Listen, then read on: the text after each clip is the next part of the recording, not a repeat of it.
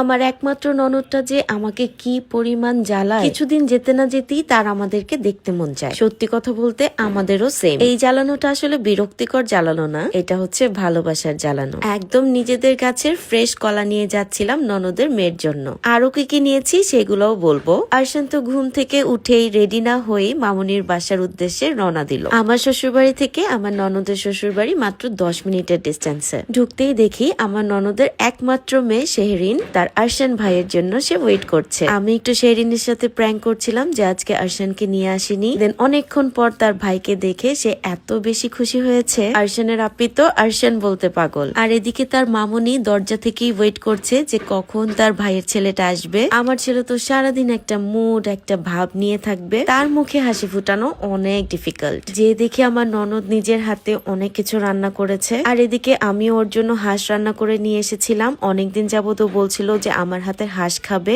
হাঁস কাটা বাছা করা তো অনেক কঠিন কাজ, বাজার থেকে করে আনলে সেটা এতটা ক্লিনও হয় না। দেন আমি বাজার এলো পেজ থেকে রেডি টু কুক হাঁস অর্ডার করেছি। তারা অর্ডারের পর হাঁস জবাই করে আর এত সুন্দর করে ক্লিন করেছে যে একটা লোমও ছিল না। আমি জাস্ট রাঁধুনি হাঁসের মশলাটা মিক্সড করে রান্না করে ফেলেছি। দেন লাঞ্চ করতে করতে শুনি বিকালে আমার বোন আসবে আমার ননদের বাসায়। কজ আমার বোনও তখন রাজেন্দ্রপুর ক্যান্টনমেন্টে ছিল আর আমার ননদও অনেক রকমের পিঠার আয়োজন করেছে। এদিকে আমিও হাঁস রান্না করে নিয়ে এসেছি। সবাই মিলে হাঁসের মাংস দিয়ে পিঠা খাবো, সেই জন্যই ওদেরকে ইনভাইট করা। আমরাও সারা বিকালটা অনেক এনজয় করি। আর এরই মধ্যে আপ্পিও চলে এসেছিল। এটা আপ্পির ফার্স্ট টাইম আমার ননদের বাড়িতে আসা। ওদের বিয়ে 4 বছর হয়ে যাচ্ছে, বাট এখনো আমার বোনদেরকে আনা হয়নি। তো আপ্পিকে পুরো বাড়িটা একটু একটু করে ঘুরে ঘুরে দেখাচ্ছিলাম। কিছু প্রাইভেসি রিজনে আপনাদের সাথে পুরো বাড়িটার ভিডিও শেয়ার করলাম না। আমার বোনদের সাথে আমার বন্ডিং দেখলে আমার ননদের খুবই খারাপ লাগে যে ওর কেন একটা বোন নেই। দেন সবাই আমরা হাঁসের মাংস দিয়ে পিঠা খেলাম। সবাই বলছিল হাঁসটা অনেক ফ্রেশ ছিল,